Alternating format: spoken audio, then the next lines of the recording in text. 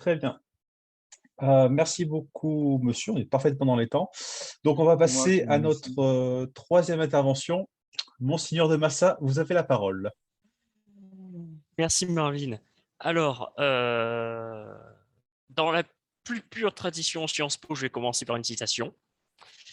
Alors, j'ai choisi une citation de l'amiral Raoul Castex, qui a vécu de 1878 à 1968.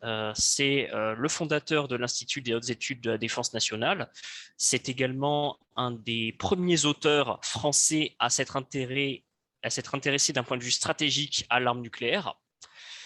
C'est une citation qui est extraite de ses théories stratégiques qu'il a publiées entre 1929 et 1935. La géographie est un facteur essentiel de la stratégie. À ce titre, elle est, avec l'histoire, à la base des connaissances indispensables aux hommes d'État, aux soldats et aux marins. En ces temps de compétition technologique exacerbée à base de missiles hypersoniques et d'intelligence artificielle, il me paraît important de rappeler par ces mots le rôle irremplaçable des sciences humaines et notamment de l'histoire et de la géographie dans tout discours stratégique. Dans le domaine naval en particulier, la tentation purement technologique, pourrait-on dire techniciste, est fréquente. Et ça ne se limite pas même à l'ère du numérique ou même simplement à l'ère industrielle. Si on prend par exemple un vaisseau de ligne de 74 canons des guerres napoléoniennes, pour son temps, même pourrait-on dire encore aujourd'hui, quand on voit une reconstitution comme l'Hermione, c'est une frégate. Hein. On n'est pas du tout sur un vaisseau de ligne. Un vaisseau de ligne, c'est gigantesque.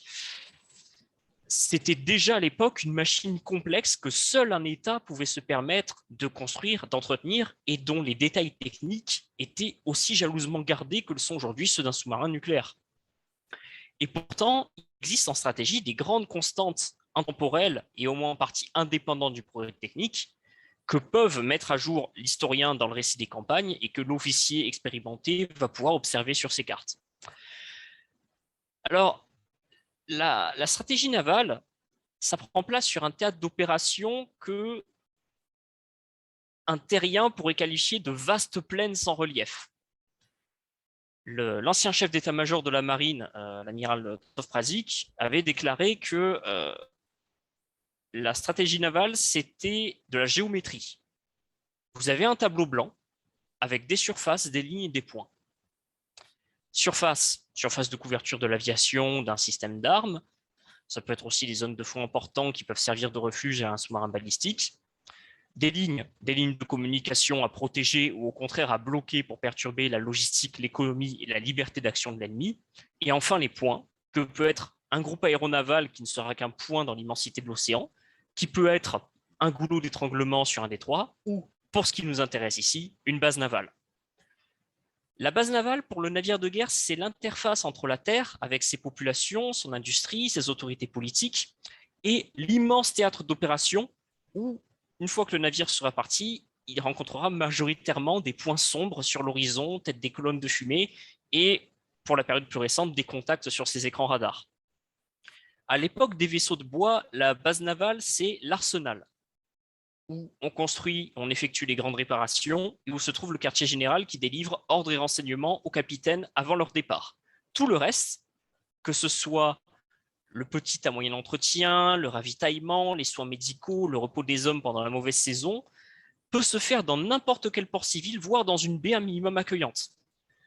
Un exemple, quand le baron de Suffren mène sa campagne d'océan Indien de 1780 à 1784 contre les Britanniques, ce qui est d'ailleurs la première grande opération militaire française dans cette zone, il ne s'appuie sur pratiquement aucune infrastructure portuaire. Ces escales, la plupart du temps, ce sont de simples mouillages ou des ports civils, d'ailleurs souvent étrangers.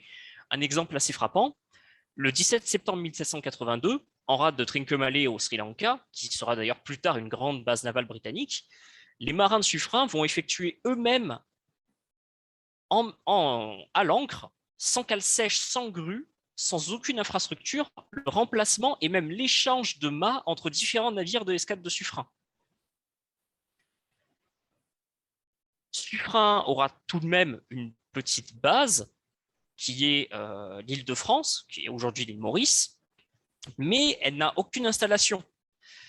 La raison pour laquelle Suffren s'en sert de base, c'est parce qu'elle a un statut de territoire de la couronne et parce que quelques fois par an, il peut y recevoir du courrier venu de métropole avec ses ordres et quelques nouvelles de ce qui se passe en France métropolitaine. Plusieurs facteurs vont amener la France à progressivement développer au cours du XIXe siècle le besoin de véritables bases navales dans la zone Indo-Pacifique. On pourrait croire que ça pourrait être tout simplement l'extension du Second Empire colonial français à l'Indochine, la Polynésie, la Nouvelle-Calédonie, Madagascar et ce qu'on appelait à l'époque la côte des Somalies, qui est aujourd'hui Djibouti. Ça paraît logique.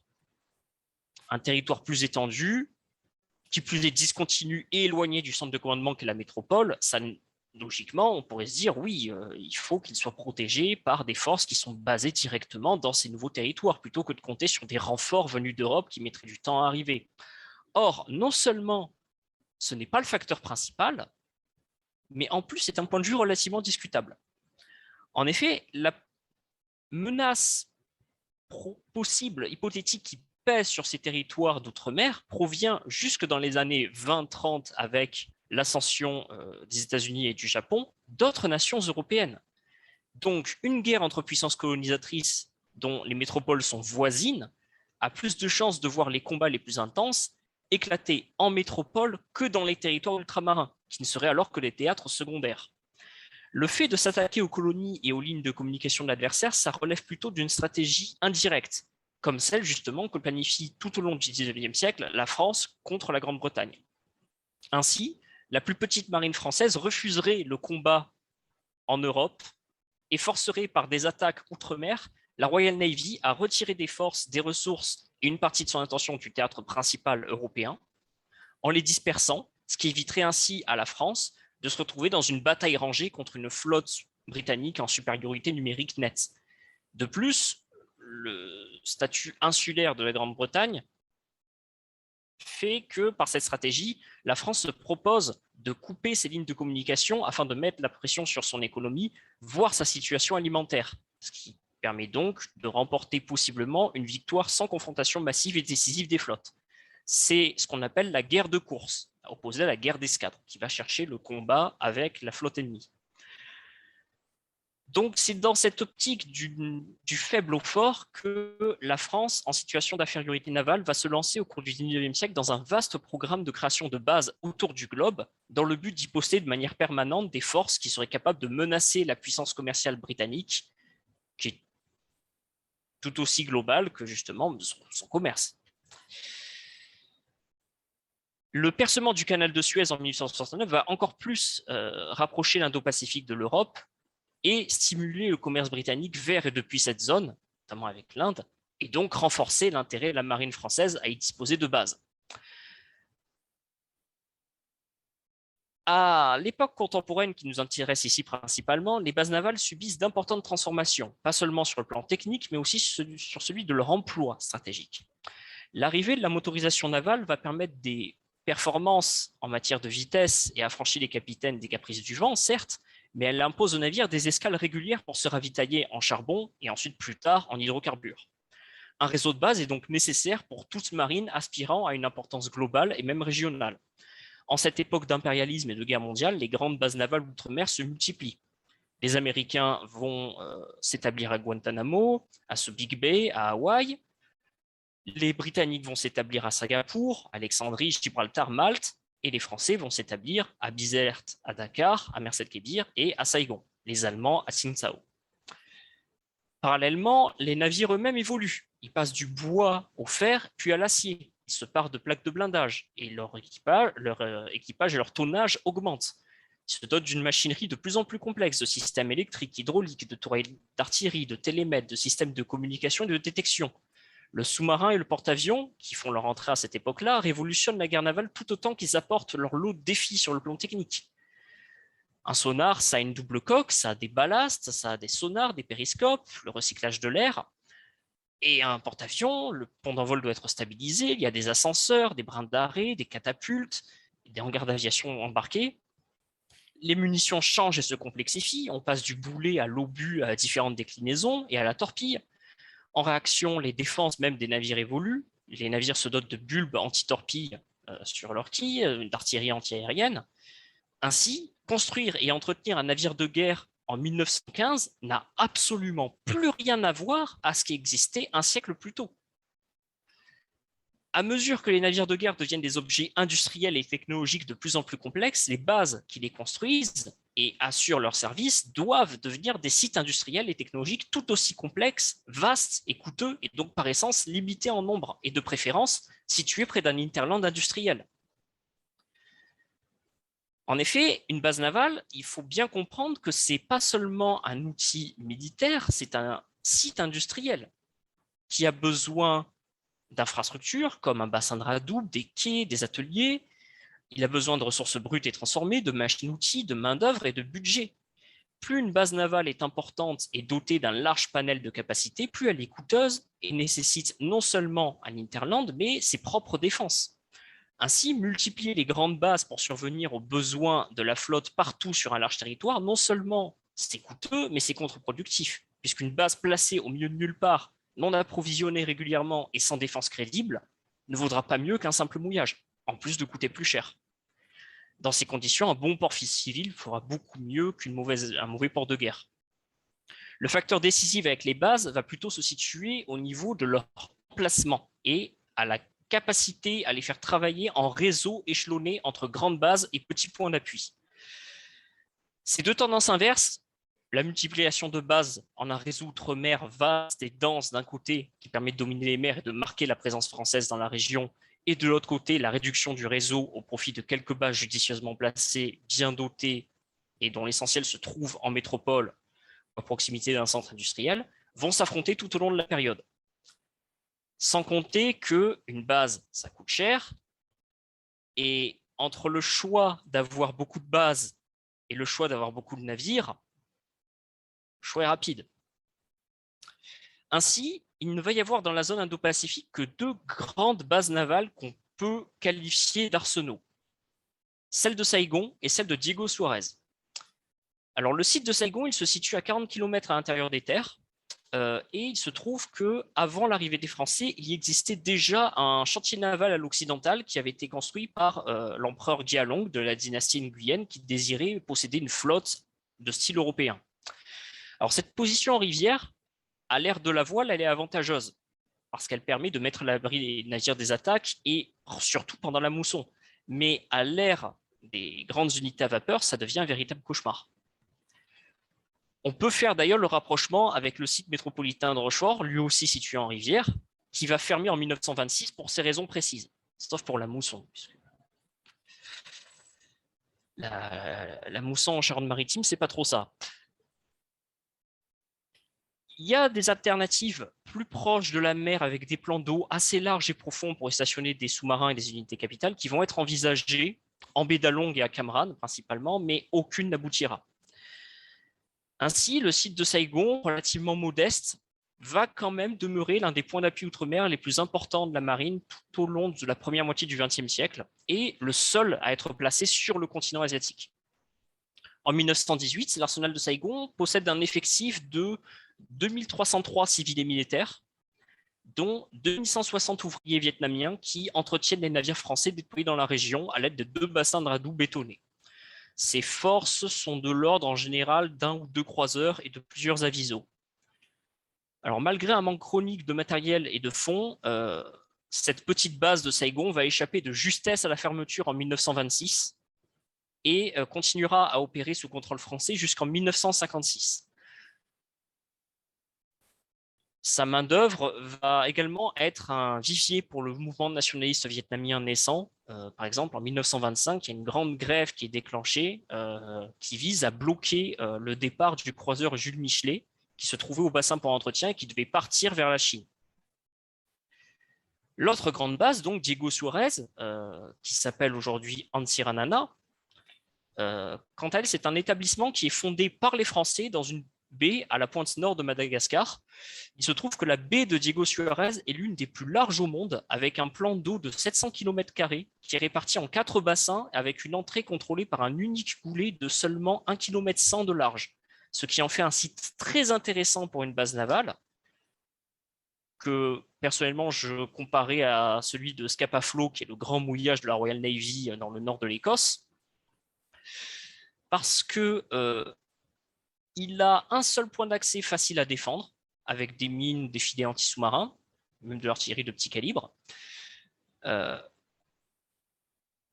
Cette fermeture dispense de faire de grands travaux de construction de brise-lames, et en plus de ça, le plan d'eau est assez large pour des unités capitales. Alors, le site de Diego Suarez, le nom lui est donné par des commerçants portugais. Va ensuite revenir aux Français en 1885. Il est concédé par la monarchie mérina. Les Français vont immédiatement y créer une garnison, puis une ville. Et en 1900, Diego Suarez est érigé en point d'appui de la flotte et un arsenal y est construit, en plus de la garnison qui relevait de l'armée de terre. Cette expansion soudaine, qui est le résultat de la constatation de l'écart de puissance avec le Royaume-Uni en Afrique lors de la crise de Fashoda, surprenamment est menée par un terrien, par le général Joffre.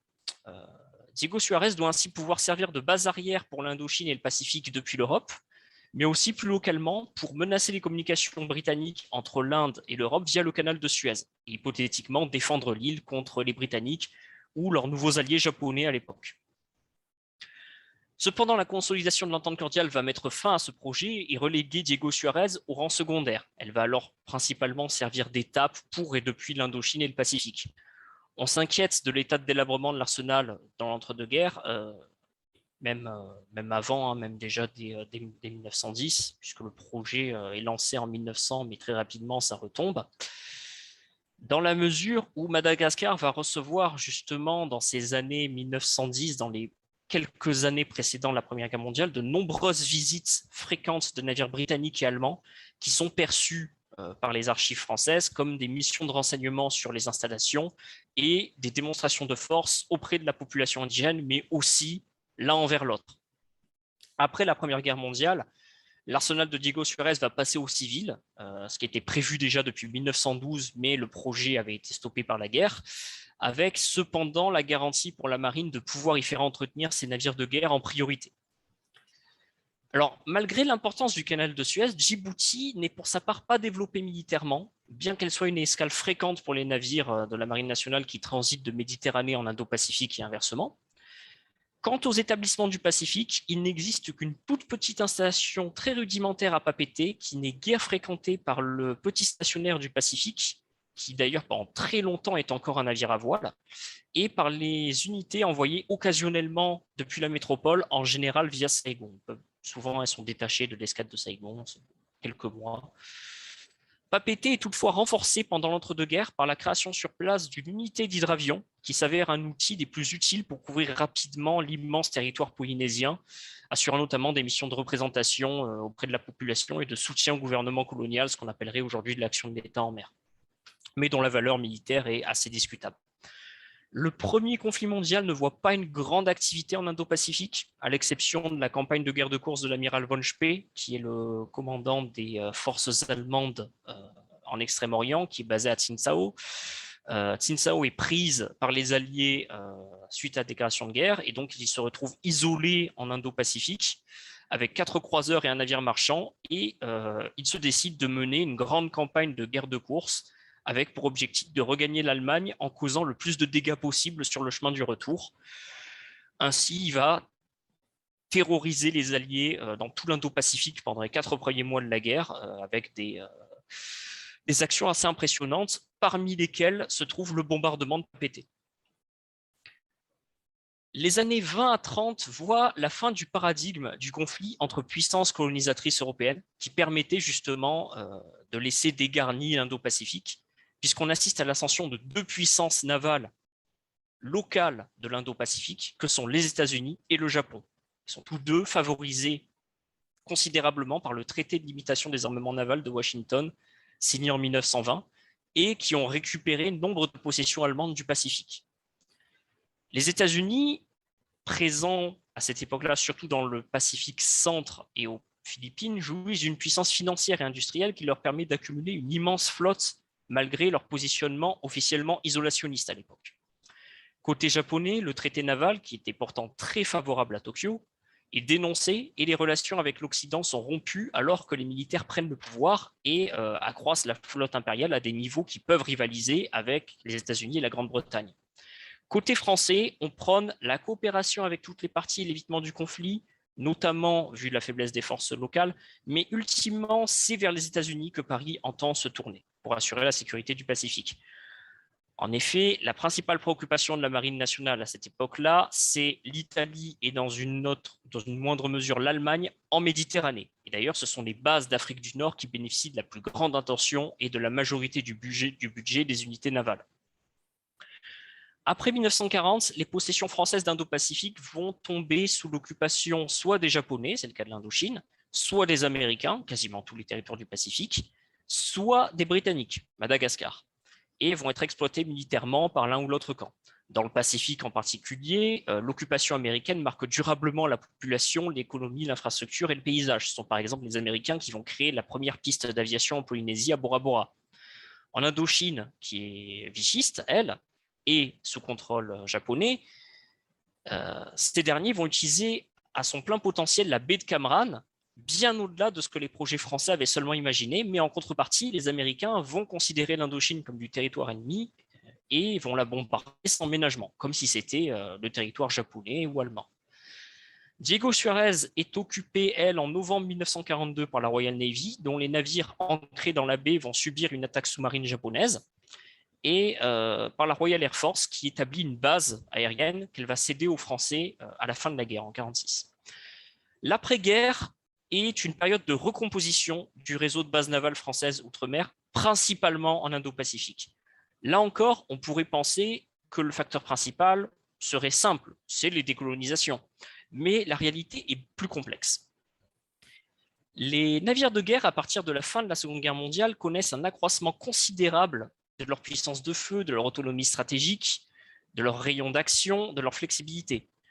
On a la radio qui est généralisée et perfectionnée, on a des missiles à la portée supérieure à la plupart des pièces d'artillerie anciennes, les navires sont de plus en plus polyvalents. En contrepartie, on se retrouve face à une complexité technique accrue et une explosion de leurs coûts. Les flottes de la guerre froide sont plus petites, mais un destroyer des années 70 peut faire le travail de toute une flottille des années 20. Sans parler des groupes aéronavals, qui en général comptent une demi-douzaine de navires en plus du porte-avions, qui peuvent faire seuls le travail de plusieurs escadres cuirassés des années 1910 ou 1920, plus celui d'une base aérienne. À titre d'exemple, en août 1945, l'US Navy a plus de 6000 unités. En 1987, quand Ronald Reagan lance son projet de 600 Ship Navy, ça ne correspond qu'à 10% de l'US Navy de 1945, mais c'est incontestablement supérieur par plusieurs ordres de grandeur à son aîné. Moins de navires et des tonnages plus faibles, certes, mais des besoins plus pointus en matière de service. En plus d'effectuer le radoux et d'entretenir les systèmes mécaniques, électriques, hydrauliques à comprimer, il faut maintenant gérer des systèmes d'armes à base de missiles, d'aéronefs à réaction, des équipements de bord qui relèvent de l'électronique, de l'informatique, sans parler du nucléaire sur certaines unités. De plus, il est maintenant possible de se passer d'un passage au port pour le ravitaillement grâce au développement des navires ravitailleurs et la généralisation des hélicoptères embarqués. Sans même évoquer les fermetures liées à la décolonisation, force est de constater qu'il est impossible de faire de chaque base outre-mer un centre industriel qui plus est rentable dans les conditions de la guerre froide. Même sans les décolonisations, la réduction du réseau de bases outre-mer est inexorable sur le plan de la théorie stratégique. D'autant qu'on l'a vu par l'étude de la période 1870-1914, qu'avoir un grand réseau de bases ne sert à rien si l'on n'a pas assez de navires pour le rentabiliser. Dans le cas présent, la diminution du nombre d'unités, cependant, n'est pas un affaiblissement, contrairement à ce qui était le cas dans la période purement industrielle. Le développement du ravitaillement en mer pendant la Seconde Guerre mondiale et à partir des années 60, la propulsion nucléaire de certaines unités, sous-marins, porte-avions et, pour les Américains et les Soviétiques, quelques croiseurs, vont réduire la dépendance énergétique envers les bases navales. Cependant, elles restent indispensables dans la mesure où les besoins d'entretien et d'abri n'ont pas disparu et il est assez peu réaliste d'avoir un navire ravitailleur sur zone pour toutes les unités au moment où on en a besoin.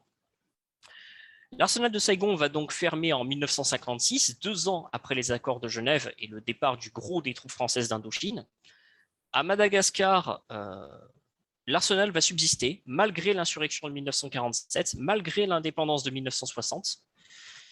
Les Français ne quitteront Diego Suarez qu'en 1975, après avoir transformé l'arsenal en chantier naval civil franco-malgache, qui d'ailleurs va connaître une petite période de prospérité quand le canal de Suez va fermer dans le cadre des guerres israélo-arabes, puisque les navires de commerce vont être obligés de faire le tour de l'Afrique comme avant Suez.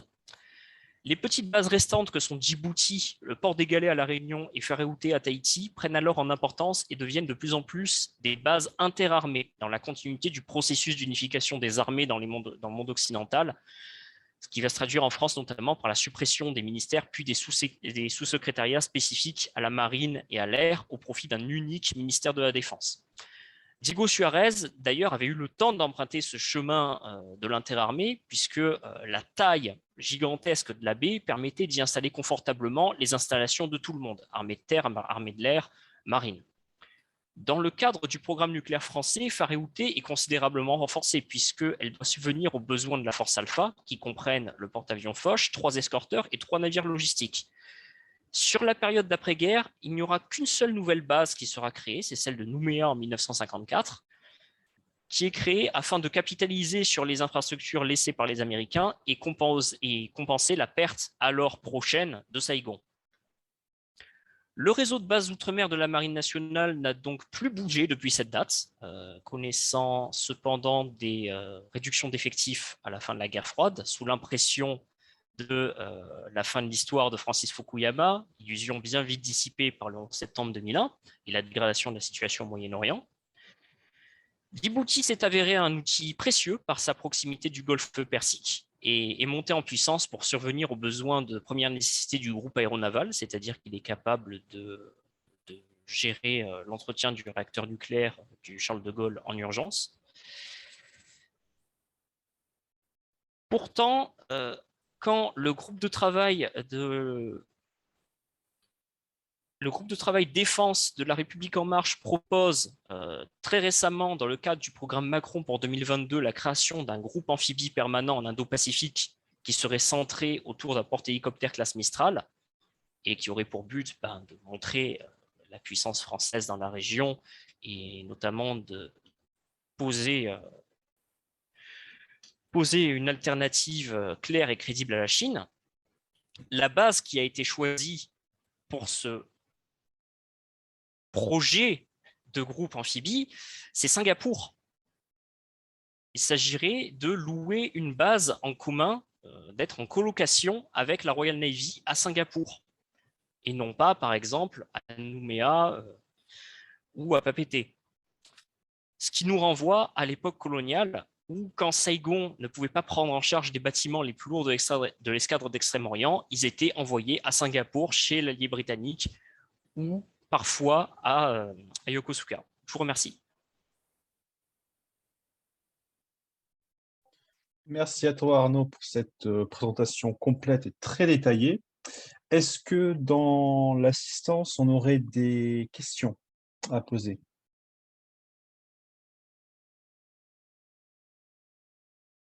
Ou pas? Alors, que je regarde juste.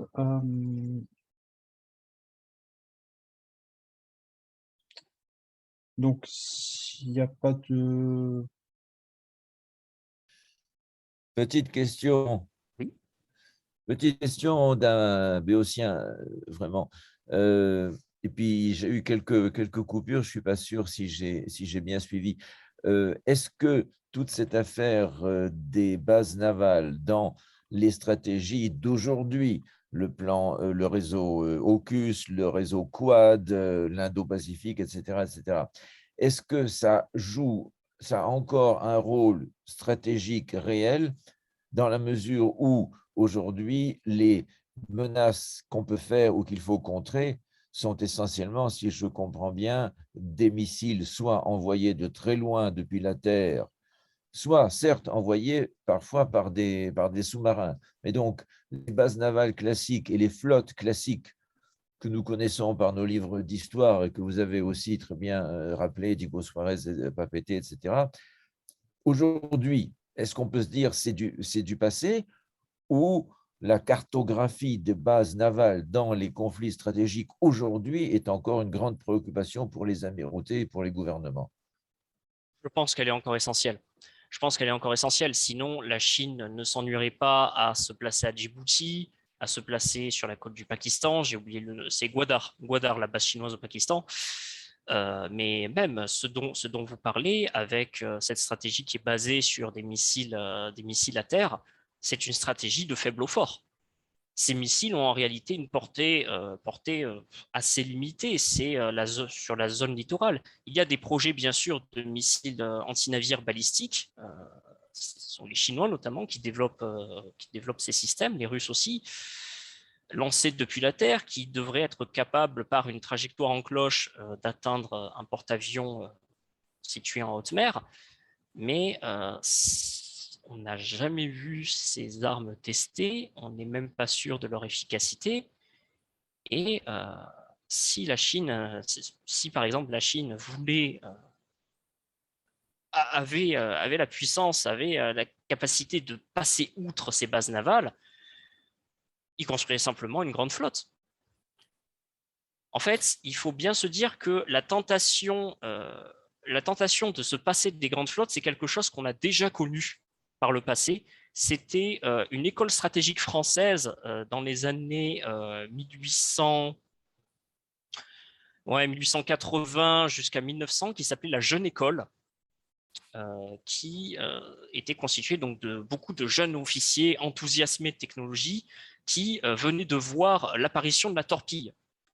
Et tous ces jeunes officiers disaient « c'est fantastique, on va faire des petits torpilleurs rapides qui vont pouvoir aller détruire les cuirassés. On n'aura plus à avoir des grandes unités coûteuses, longues à entretenir, qui ont besoin d'un équipage gigantesque. Et on va pouvoir disputer la suprématie aux Britanniques comme ça. » Et ça n'a absolument pas marché. Ça n'a absolument pas marché parce que ces torpilleurs étaient trop petits, trop fragiles. Ils ne tenaient pas la haute mer. Et étant trop petits, leur motorisation ne suivait pas. Et les torpilles aussi n'étaient pas aussi fiables que ce qu'on le pensait. Il faut bien comprendre que jusqu'à la guerre froide, beaucoup de torpilles, quand elles sont tirées, n'explosent pas. Ça fait bonk sur la coque du navire et le commandant de sous-marin, il voit dans son périscope qu'en fait, il n'y a rien. C'est arrivé à de très nombreuses fois. Donc, quand je vois la stratégie chinoise qui est défensive, c'est une stratégie défensive qu'ils ont sur leur littoral avec ces missiles-là. Le but de ces missiles, c'est d'empêcher un groupe aéronaval de s'approcher. Donc oui, les bases navales sont toujours un élément essentiel, et surtout pour la France, qui n'est pas présente directement par son territoire métropolitain avec un hinterland industriel dans la zone. Elle a besoin de bases. C'est pour ça justement qu'il y a ce projet avec Singapour, puisque Nouméa est une petite base qui entretient quelques patrouilleurs, serait bien incapable d'entretenir un bâtiment aussi massif qu'un porte-hélicoptère amphibie type Mistral, qui en plus, vu que c'est un groupe, serait accompagné de 2 à 3 escorteurs, en général frégates ou destroyers, plus d'un sous-marin et d'un navire ravitailleur. C'est une force assez considérable. Nouméa serait pas en mesure de s'occuper de ça.